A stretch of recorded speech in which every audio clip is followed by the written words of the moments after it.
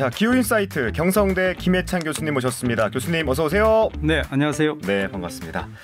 자, 워낙 큰 뉴스가 많다 보니까 좀 묻히긴 했는데 얼마 전 이창용 한국은행 총재가 우리나라 탄소 배출권이 너무 싸다는 발언을 했어요. 오늘은 여기서부터 이야기를 시작해보죠. 교수님, 먼저 탄소 배출권이 뭡니까? 예, 쉽게 말해서 온실가스를 배출할 수 있는 권리인데 네. 1997년도에 일본 교토 의정서에서 처음 도입된 개념인데 국가나 기업이 일정한 온실가스 배출 허용량을 이제 일단은 할당을 하고요. 그다음에 그 허용량 안에서 이제 활동하도록 하는 제도죠.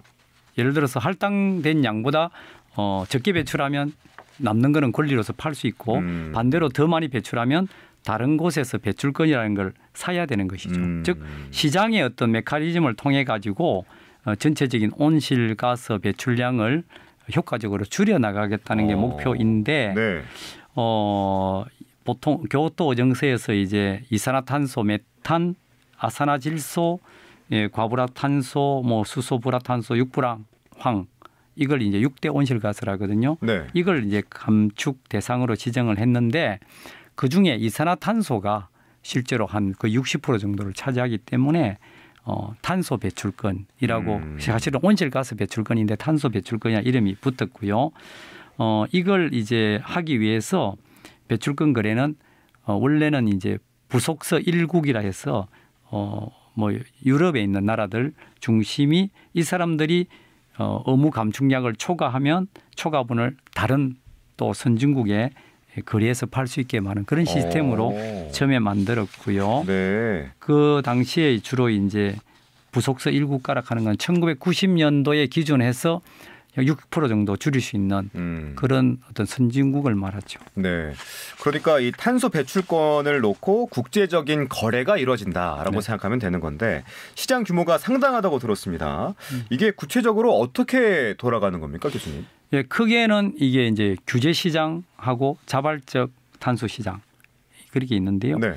EU라든가 유럽연합이나 영국 같이 법으로 이걸 의무적으로 참여해야 되는 것을 규제 시장이라고 하고요. 다른 하나는 자발적으로 이제 참여하는 것을 자발적 시장, 자발적 탄소 시장이라는데 네. 규제 시장이 훨씬 이제 규모가 크고요. 그 대표적인 것이 유럽연합의 배출권 거래제, 그 EU ETS Emitting Trade System이라 해서 ETS라 그러는데 네.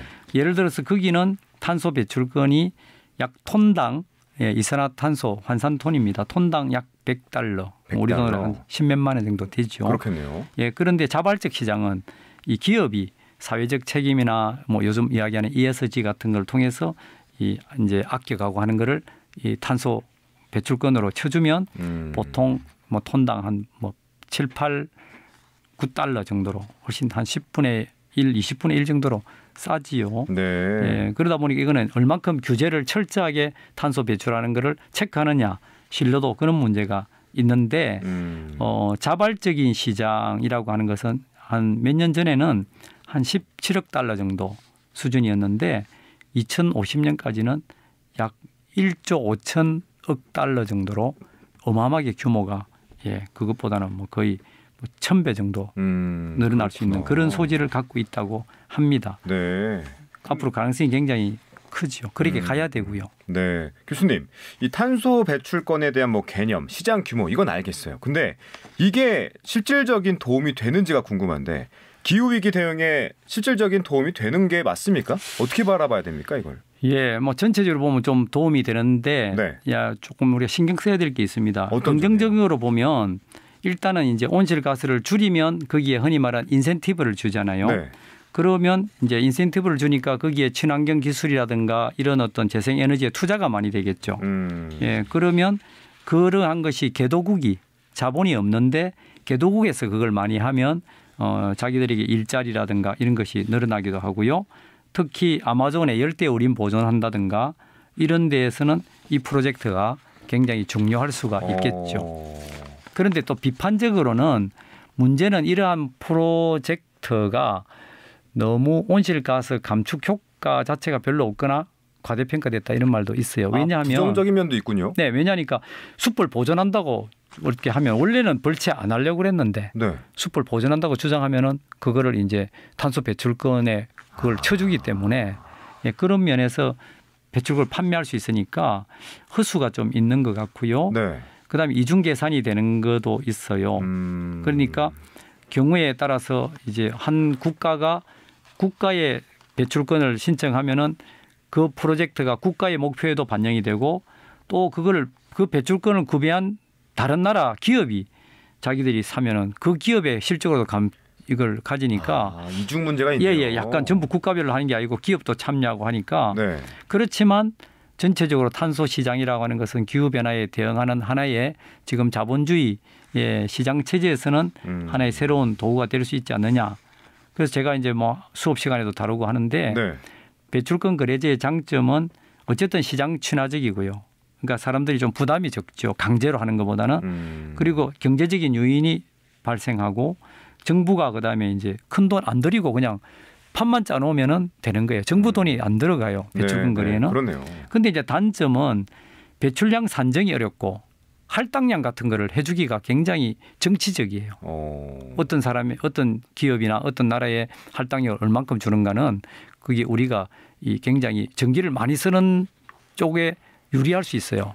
일종의 그런 데는 충분하게 많이 줄일 가능성이 높은 거고 내가 굉장히 절약에 아꼈는데 그것도 줄인다 하기는 힘들잖아요. 그런 면에서 배출량 산정이 어렵고 또 배출 장수도 집중적이 돼 있는 데하고 아주 분산돼 있는 데하고는 분산된 게 불리하겠죠. 비용이 오히려 많이 들고 계산하기도 힘들고 뭐 등등의 어떤 신규 산업이 시장 진입을 하려고 할 때 이게 오히려 막는 그런 작용을 할 수도 있고 해서 네. 좀 어렵습니다. 그러나 제가 이제 탄소 가격 매기기라 하는 그런 어떤 연구지가 있는데 네. 거기에 보면 EU에서 나오는 온실가스 배출이 그걸 이제 EU 배출권 거래 시장에 이제 그걸 도입을 해 보니까 경제 성장과 유가가 상승하는데도 불구하고 전체적으로 한 10몇 프로 정도가 감축이 되더라는 거예요. 그 보통은 우리가 경제 성장을 많이 하면 온실가스도 많이 나오기 때문에 네. 힘든데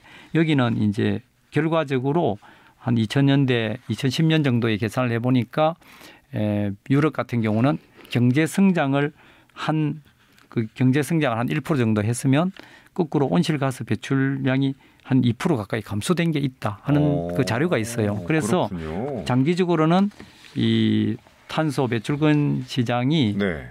경제 성장이라든지 모든 면에서 그린 어떤 뉴딜하고도 관계해서 도움이 된다 이렇게 보고 있습니다. 그러니까 장단점은 존재하지만 유의미한 성과는 나타냈다라고 네. 생각하면 될 것 같습니다.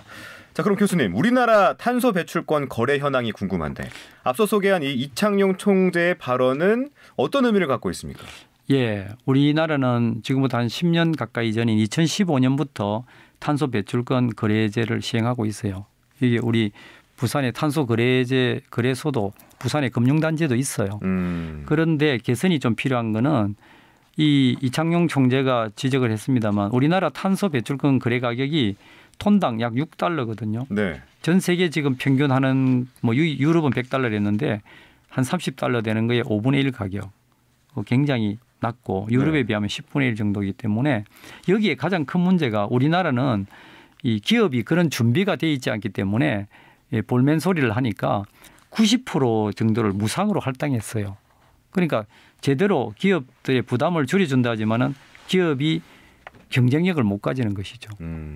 이런 걸 이제 가격이 너무 과도하게 낮으면은 기업들이 탄소를 줄이기보다는 그냥 탄소 배출권을 구매하면 좋겠다. 이렇게 가버리면 원래 본질적으로 이걸 효과를 달성하기 힘들고 네. 그다음에 특히 그 윤석열 정부 와가지고 K-텍소노미라 그래서 한국형 녹색 분류 체계를 발표했는데 이게 유럽과 달리 또 원자력을 녹색 에너지라고 분류했는데 국제 기준에는 맞지 않는 거죠. 적어도 2050년까지 중장기 방패장도 만들고 이래야 되는데 우리는 그런 것이 없이 그냥 원전을 녹색 에너지를 해버리니까 우리 기업 자체가 아직도 원전 에너지에 안주하는 그런 위험성이 있어요. 교수님, 그리고 또 짚어봐야 될 게 이 단어도 어려워요. 최근에 탄소 국경 조정제도 이것도 골칫거리라고 하던데 네. 더 이상 안일하게 대처하기 힘든 상황에 처해 있다. 이건 어떤 내용입니까? 예, 뭐 말이 탄소 국경 조정세라고 해서 영어로 좀 어렵습니다. 그 줄여서 이제 탄소 국경세라고 하는데 네. 이게 2023년부터 이제 시범 적용이 되고 내년부터 2026년부터 본격 시행이 될 예정이에요.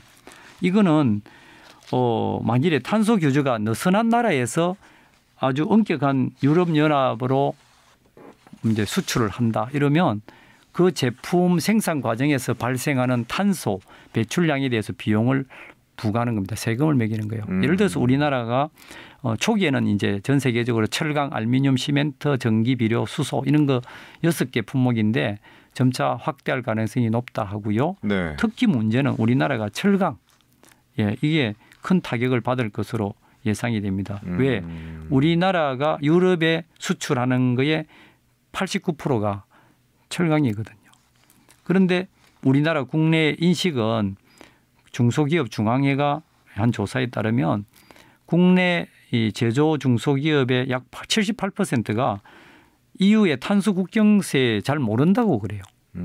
그러다 보니까 예, 여기에 대한 어떤 대책도 별로 없고 정부가 고민을 하고 있지만은 네. 여기에 대해서 좀 더 컨설팅이나 설비 개선 지원 이런 거를 집중적으로 좀 해야 되는데 기업들이 관심을 가져야 돼요. 네. 그렇군요. 자, 이게 기업들로서도 그렇고 국가적으로도 민감한 사안인데 일반 시민들에게는 크게 와닿지 않거든요. 네. 탄소 배출권이 일반 시민이나 소비자에게 어떤 영향을 미치는지도 좀 알면 좋을 것 같습니다. 영향을 직접 미쳐요. 어떻게요? 왜?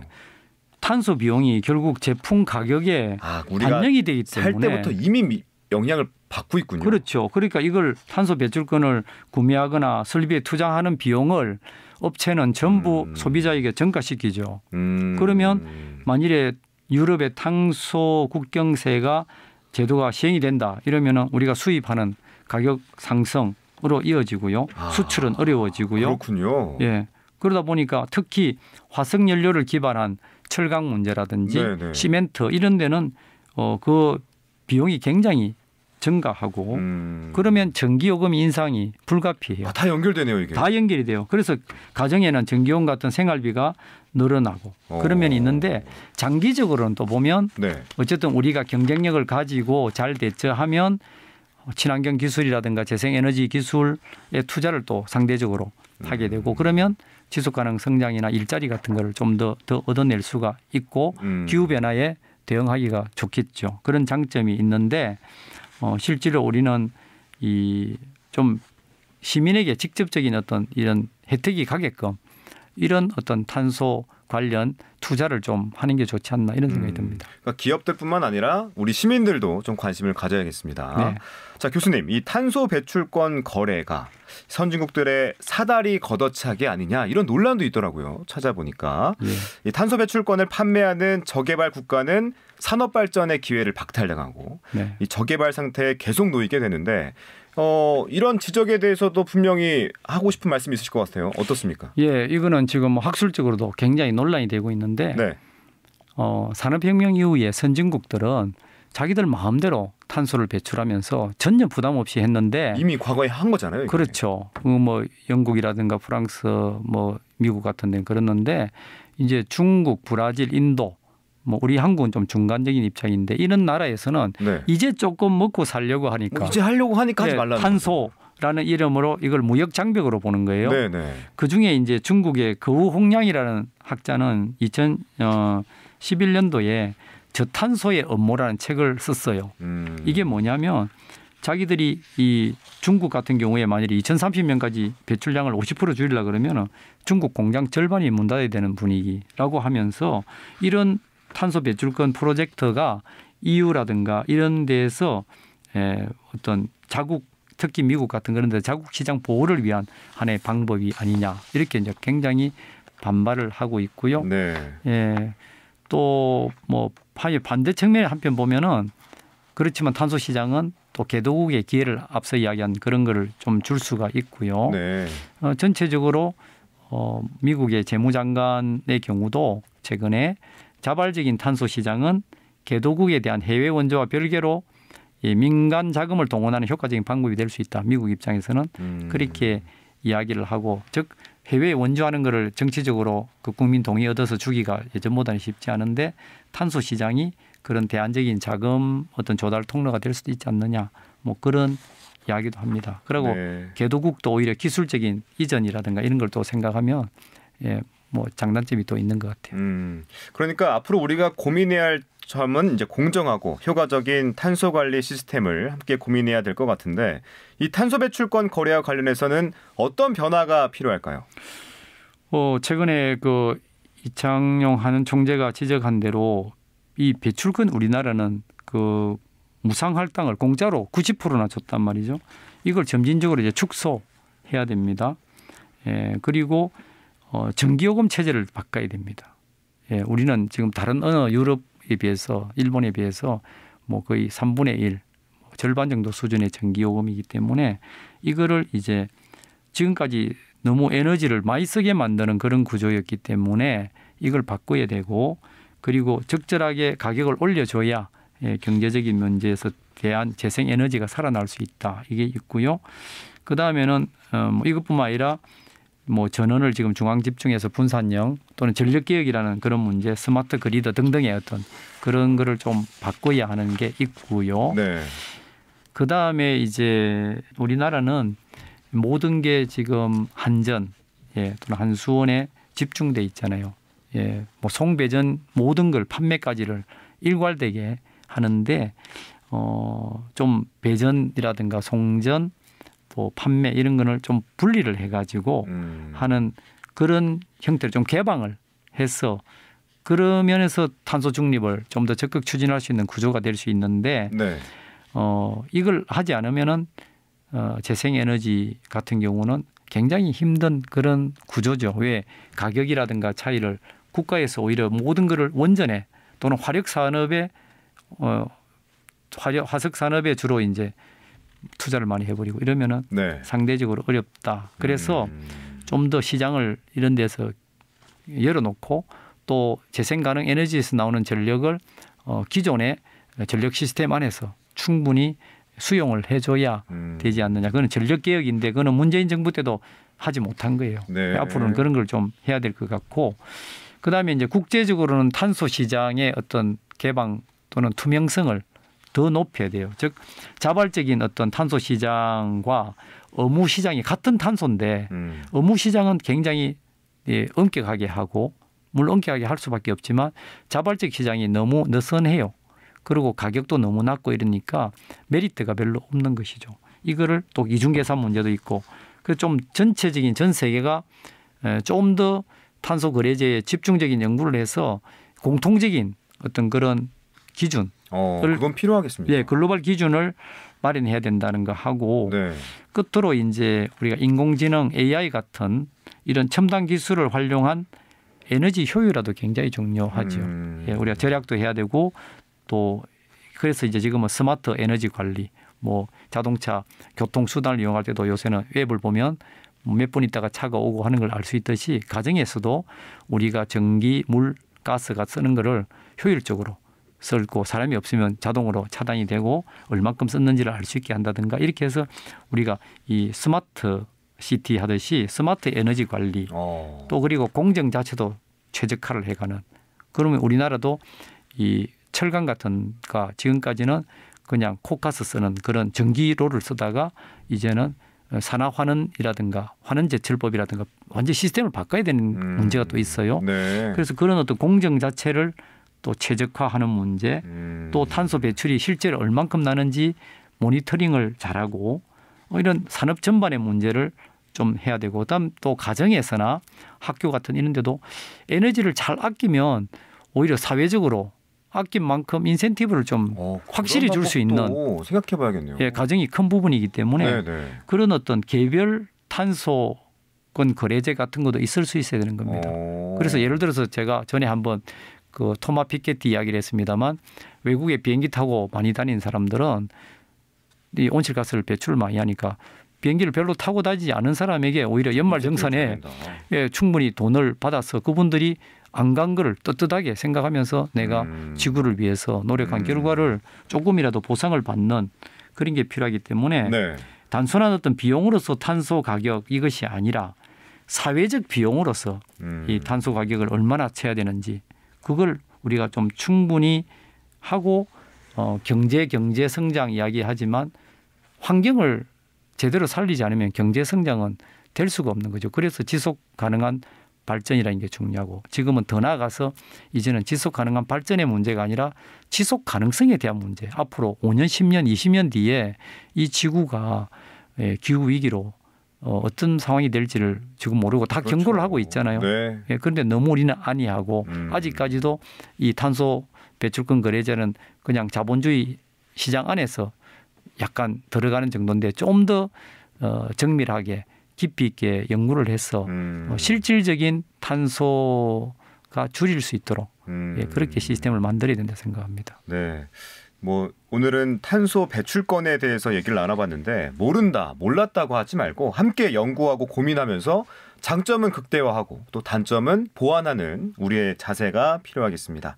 자, 오늘은 여기까지 하겠습니다. 김해창의 기후인사이트, 지금까지 경성대 환경공학과 김해창 교수와 함께했습니다. 교수님 귀한 말씀 고맙습니다. 네, 감사합니다.